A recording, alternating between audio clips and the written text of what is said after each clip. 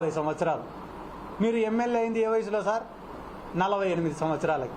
మీరు మొట్టమొదటిసారి ఎమ్మెల్యేగా నిలబడింది ఎప్పుడు సార్? 43 సంవత్సరాలకి. నా వయసు ఎంత సార్? 33 సంవత్సరాలు.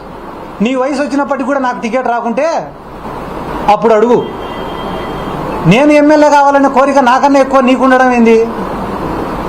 33 సంవత్సరాలకు నేను శాప్ చైర్మన్ అయినా, రాష్ట్ర వైఎస్ఆర్ కాంగ్రెస్ పార్టీ యోజన విభాగం అధ్యక్షుడినైనా, నందికొట్కూరు నియోజకవర్గానికి ఇన్ఛార్జినైనా, నా ఎంట తిరిగిన ఎంతో మందిని ఎంపీటీసీలుగా, జెడ్పీటీసీలుగా, సర్పంచ్లుగా, మున్సిపల్ కౌన్సిలర్లుగా, చైర్మన్లుగా గెలిపించుకున్నా.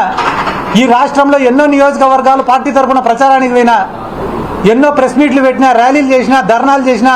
33 సంవత్సరాలకే సిద్ధార్థ రెడ్డి అంటే ఒక గుర్తింపు నేను తెచ్చుకున్నా. అదే 33 సంవత్సరాలకు మీరు ఉయ్యాలు ఊగుతాయినారా సార్? నేను అడిగే ప్రశ్న ఏంది?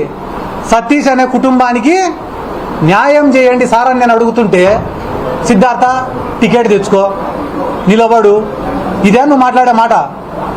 అది అయిపోయిన తర్వాత ఏం చెప్తున్నారు సార్ మీరు? సిద్ధార్థ ఫాల్స్ అలిగేషన్స్ చేయొద్దు అని మాట్లాడుతున్నారు. మీరు ఏ ఫార్మా కంపెనీ కాడ డబ్బులు తెచ్చుకున్నారనేది నేను చెప్పేదానికి సిద్ధంగా ఉందా?